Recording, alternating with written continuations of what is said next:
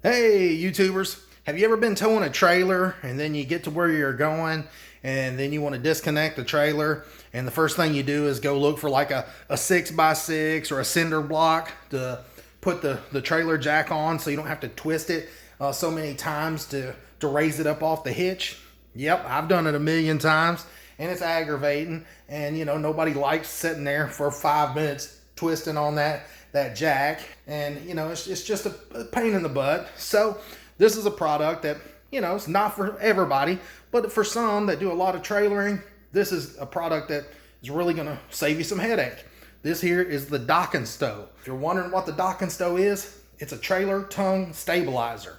Not just any stabilizer, but a frame mounted stabilizer. And what do you mean by frame mounted? Well, this thing uses a really strong magnet that it has this on and off switch right here, and you can turn it on so it'll stick, and then you can turn it off so it won't stick. If you look right here on the bottom, it's made for a 3-inch, a 2.5-inch, and a 2-inch tubing. So if you've got square tubing and it's in between a 2 and a 3-inch, they've got you covered. Let's say you've got a 2.5-inch, they've got these spacers, and then if you've got a 2-inch, you can double up on these spacers.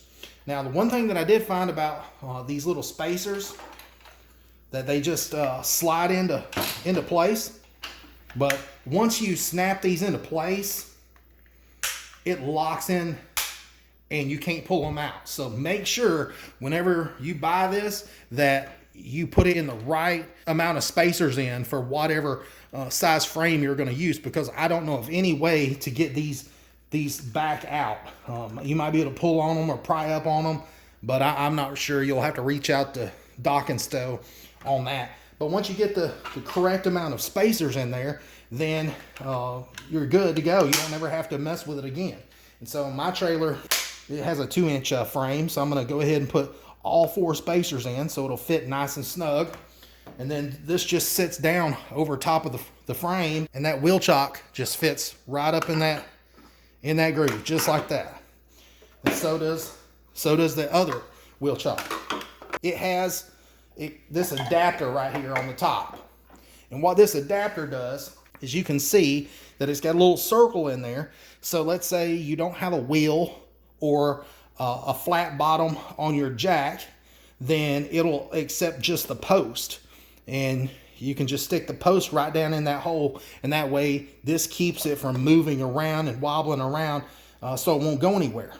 Now if you've got just a flat bottom on your jack, and there's a nice little lip right all the way around the edge, so it's not going to slide off. And let's say you've got a trailer jack that has a wheel on the bottom of it.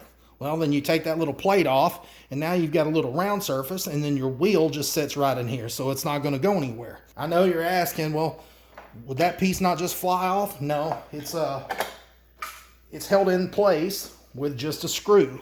Now, if you're wondering how much room you have on the inside of this lip, it measures 6.5 inches from the inside of the lip to the other inside of the lip, and it's 6.5 inches the other way.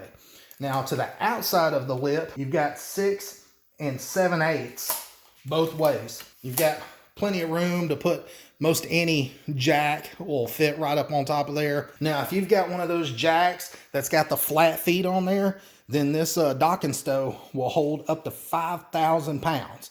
Now, if you have one that's just the wheel, then you would take this off, and then it's good for 2,500 pounds.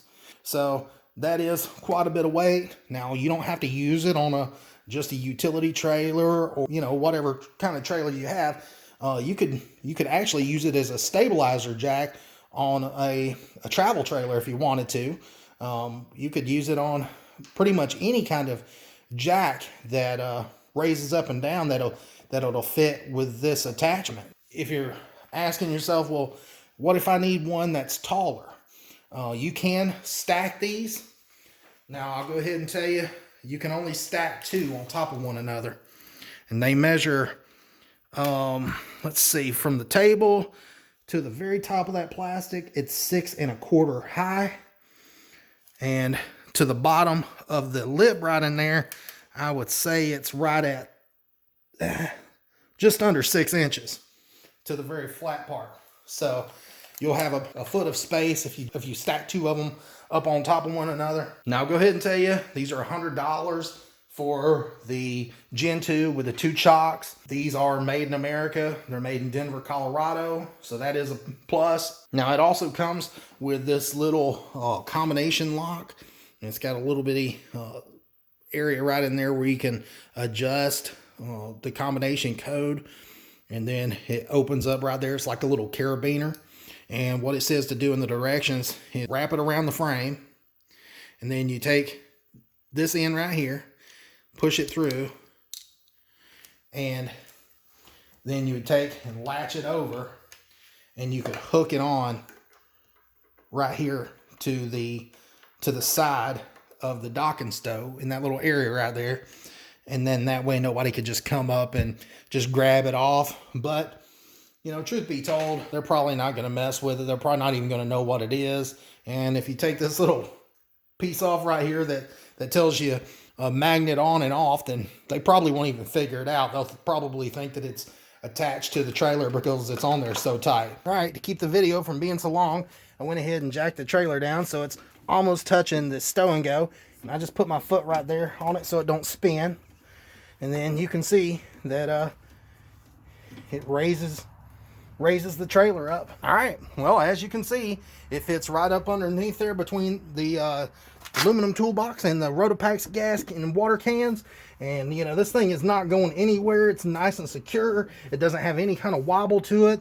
That is one really strong magnet. I think I said it's 85 pounds of force to pull that off. So, you know, it's not going to go anywhere. But, you know, like I said, just for safety, I'd hook a bungee in here, wrap it around the frame, hook it in on the other side, and then you should be good to go.